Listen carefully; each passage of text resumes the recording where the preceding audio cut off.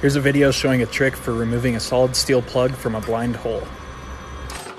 We remove all of these plugs so that we can effectively clean this engine block. For the first step, we drill a hole straight through the center of the plug.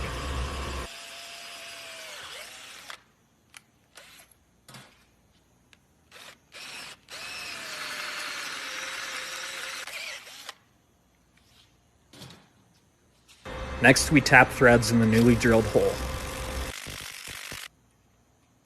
Finally, we screw a stud into the hole, and then we screw a nut onto the stud using some spacers to pull the plug out.